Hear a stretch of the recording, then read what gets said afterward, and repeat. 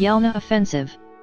The Soviet Army's Yelnya offensive operation was part of the Battle of Smolensk during the German Operation Barbarossa on the German-Soviet War.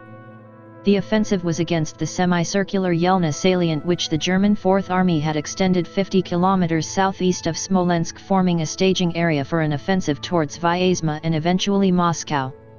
Under heavy pressure on its flanks, the Wehrmacht evacuated the salient by September 8, 1941, leaving behind a devastated and depopulated region. As the first reverse that the Wehrmacht suffered during Barbarossa, and the first recapture of the Soviet territory by the Red Army, the battle was covered by both Nazi and Soviet propaganda, and served as a morale boost to the Soviet population. The town of Yelnya was located 82 km southeast of Smolensk, situated near heights deemed strategic by General Heinz Guderian, commander of the 2nd Panzer Group, as the springboard for further offensive operations towards Moscow. The 2nd Panzer Group took the heights on July 19, 1941, but ran out of fuel and almost ran out of ammunition. The extended flanks of the bridgehead were subject to frequent counterattacks of the Red Army, while the Army Group Center paused operations in late July to rest and refit. On August 1, Stavka authorized formation of the Reserve Front, led by Marshal Georgy Zhukov, with several new armies under his command. These formations were generally poorly trained and had few tanks and artillery pieces. Two of the new armies, the 24th Army under the command of Major General Konstantin Rakutin and the 43rd Army under Lieutenant General Pavel Kurykin, were to support the Western Front under the command of Semyon Timoshenko. The two formations were to destroy the German forces at Yelnya and advance across the Desna River to retake Roslavel, which had been lost to the 2nd Panzer Group in early August. The German forces initially located in the salient were the 10th Panzer Division, Waffen-SS Division Das Reich, and 268th Infantry Division, among others. These divisions were replaced by the 137th, 78th and 292nd Infantry Divisions in addition to the 268th, about 70,000 troops in all, with some 500 artillery pieces and 40 Stu-GIIs of the 202nd Assault Gun Battalion, the last three a part of the German XX Army Corps. The northern base of the salient was held by the 15th Infantry Division, while the southern base was held by the 7th Infantry Division. The first phase of the operation began at the end of the first week in August. The initial attack was a failure and was called off within 48 hours. Nevertheless, the Soviet offensive operations continued up till August 20 and then resumed on August 30, in concert with operations by the Western Front and the Bryansk Front under General Andriy Yeryomenko. The intent of the August 30 offensive was to assault the bases of the salient, with the 102nd Tank Division and the 303rd Rifle Division forming the outer front of the encirclement, while the 107th and 100th Rifle Divisions of the Northern Pincer and 106th Motorized Division of the Southern Pincer formed the inner front of the encirclement. Supporting the 106th in the south was the 303rd Rifle Division. Containing the salient in the central sector of the offensive were the 19th Rifle Division and 309th Rifle Division. The 103rd Motorized Division and 120th Rifle Division were deployed on the northern and southern sides of the salient in fortified field positions to cut routes of escape by the German divisions. The 24th Army was allocated only 20 aircraft for reconnaissance and correction of artillery fire for the operation, with no fighter or strike support. On September 3, under the threat of an encirclement, the German forces started retreating from the salient while maintaining resistance on the flanks. After a week of heavy combat, Hitler permitted Army Group Center's commander Fedor von Bock to evacuate the Yelnya bridgehead. On September 6 Yelnya was retaken by the Red Army. The Soviet offensive continued through September 8, when it was halted at the new German defense line. Although Soviet sources claimed that the German forces were destroyed in the salient, most of them were able to retreat. Nonetheless, the fighting in August and September had caused the XX Army Corps 23,000 casualties, and the 4th Army was not able to recover from them for the rest of the year.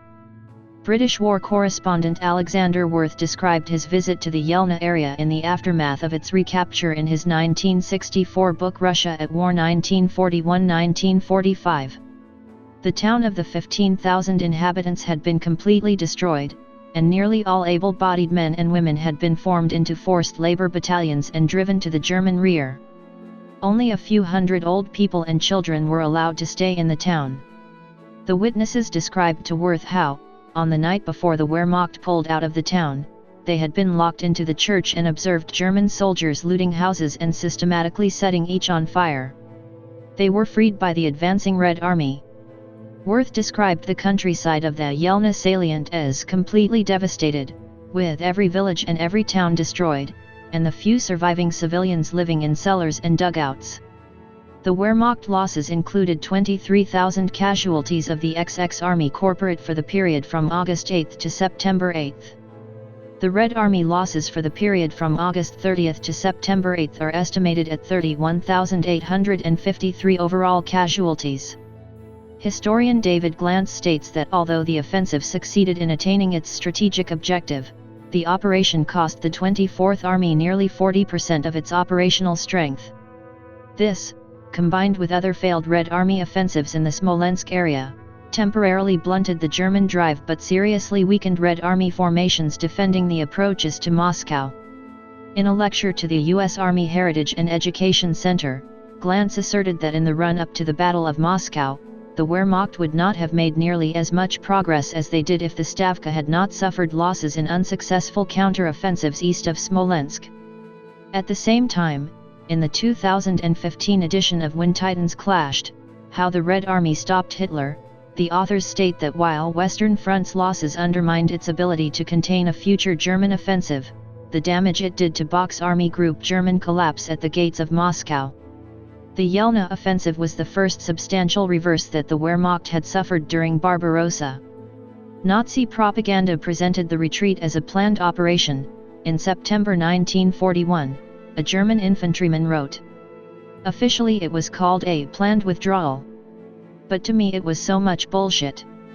The next day, we heard on the radio, in the news from the front, about the successful front correction in our Yelnya defensive lines and the enormous losses we inflicted on the enemy.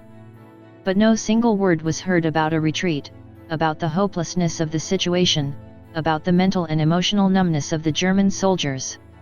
In short, it was again a victory. But we on the front line were running back like rabbits in front of the fox. This metamorphosis of the truth from all shit to it was a victory baffled me, and those of my comrades who dared to think. For its part, Soviet propaganda hailed the offensive as a major success and wanted to draw worldwide attention to it. Thus, the Yelnya battle was the first occasion on which foreign correspondents in the Soviet Union were allowed to visit the front. 7 of 8 of them visited the area between 15 and September 22, 1941. In the words of Wirth, the battle was built up in the Soviet press out of all proportion to its real or ultimate importance.